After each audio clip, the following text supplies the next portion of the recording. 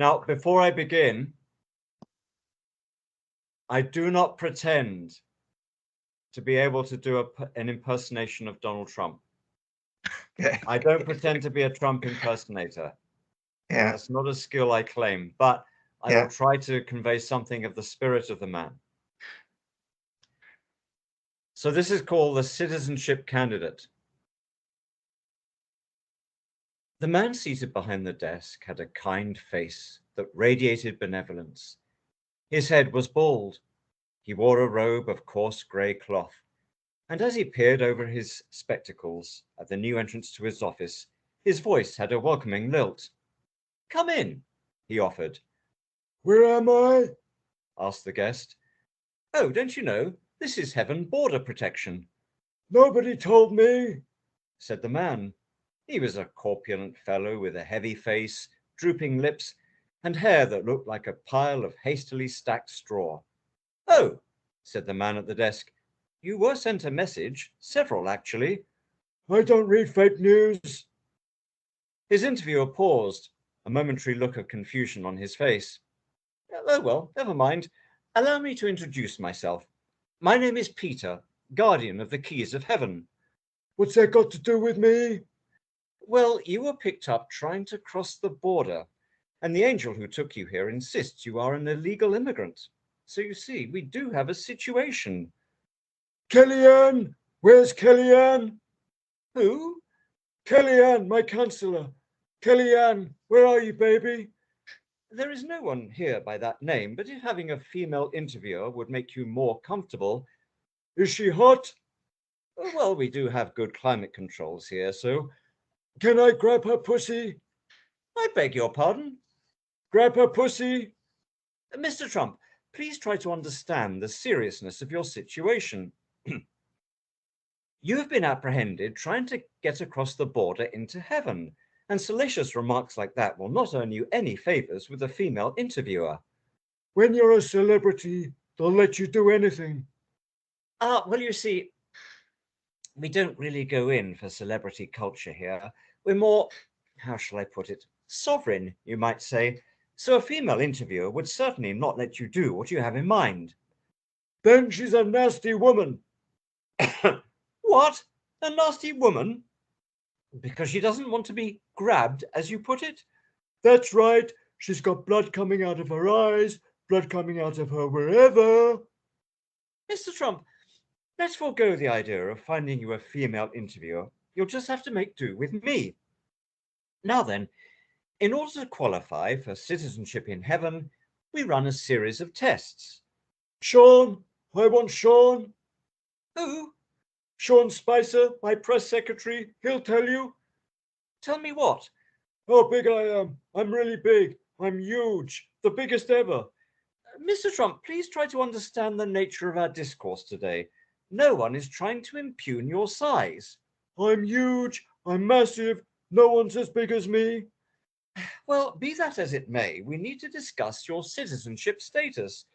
The angel who brought you here insists you are an interloper and that you have no recourse to asylum, Fake news. The system's rigged.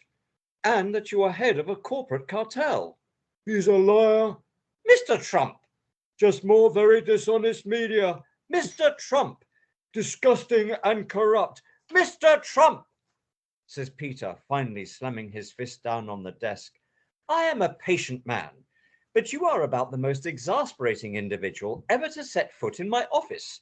For your information, the angel we are talking about is none other than Gabriel, and he is not to be slandered." Oh, he's a beauty. "Oh dear, I can see where this is going. I'll just have to ask him to come here in person. It's most irregular, but in your case—" Trump looks for an intercom in front of Peter, but apart from a thick folder lying on the desk, its surface is bare. "Gabriel," says Peter wearily, in little more than a whisper. A man instantly appears at Peter's side, a phenomenon so startling that Trump almost falls off his chair. But when he sees the man's unspectacular appearance, his fears are quickly assuaged. The newcomer looks harmless enough, standing at rest, and, like Peter, dressed in a simple robe. though his fierce glare does have an unsettling effect on the interviewee. Thank you for coming at such short notice, Gabriel. As you can see, we have before us one Donald J. Trump. He says that your statements about him are, how did you put it, Mr. Trump? Fake news, disgusting and corrupt. Peter casts a sidelong glance at Gabriel, almost wincing in anticipation of the angel's reaction. But Gabriel remains calm, at least outwardly, almost menacingly so. I see, says the newcomer, and would Mr. Trump care to explain the nature of his objection? First of all, Trump begins, slightly unnerved as Gabriel tilts his head to the side to listen. first of all, he can't be an angel as he doesn't have wings. Peter chuckles. Mr. Trump, you can't seriously expect a cherub to manifest himself to a man in his full form. You would be dead. Dear, dear, dear, you do express appalling ignorance in the ways of heaven, especially for one who is seeking entry. Do you have any other reason to doubt the veracity of the being who stands before you? Yes, he looks. Trump pauses momentarily. Now Gabriel's head tilts the other way. Like a Muslim. This time, Peter erupts in laughter. And how does a Muslim look, Mr. Trump? He's got dark skin. Peter gasps, his eyes widening as he again looks at the glowering Gabriel. Taking a moment to recover his composure, he tries to diffuse the situation. Well, when one stands in the presence of God, one does tend to get a bit of a suntan. But in all seriousness, Mr. Trump, you should know that we don't go in for those kinds of religious distinctions, let alone color distinctions, that so occupy the minds of men. We are all brethren here, and though men look, and I'm afraid judge, based on outward appearances and meaningless religious labels, the Lord looks at the heart, and it is your heart that is in question here today. So please try to pay attention to the citizenship test I am about to administer. Kellyanne, where's Kellyanne? Like I said before, there is no one here by that name. Now, if you could just focus on the following questions. Mexican, are you Mexican? Trump now says to the angel. They're criminals, rapists. I see, Peter interjects. Well, I see no need for further inquiry into this matter. I've heard quite enough. Gabriel, please be so kind as to convey Mr. Trump to the care of Lucifer without further delay. My pleasure, replies the angel calmly, and you might want to let Mr. Trump see your wings. Gabriel nods in reply. Well, Mr. Trump, says Peter, rising from his seat, this has been most illuminating, but our discourse is at an end, permanently. I'll dispense with the usual formalities such as farewell or God bless you or any of that. In your case, none of them applies. Turning his back to Mr. Trump, Peter exits through the wall as if it wasn't there.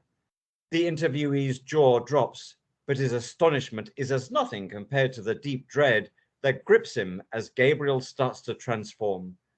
For just the briefest moment, the angel locks eyes with his charge, a slight grin on his face, before his entire being starts to glow the color of burning gold. Then the angel surges upward to great height, 4 great wings unfurling from his side, and his eyes appear as blazing fire, looking upon the quaking mortal at his feet. Then, with a pair of enormous tongs, the angel picks up the trembling frame of the man and takes off with lightning speed. Of course, by the time he has reached the fiery pit, the man is long since dead. There, the angel squeezes the body with the tongs, extruding a slimy soul. Now, a pair of claw-like hands reach up to grab the pussy and draw him down into the unquenchable flames of hell. Wow. Amazing. Wow. Is I is need this is this a I- new story or did you? No, that one is from 2017.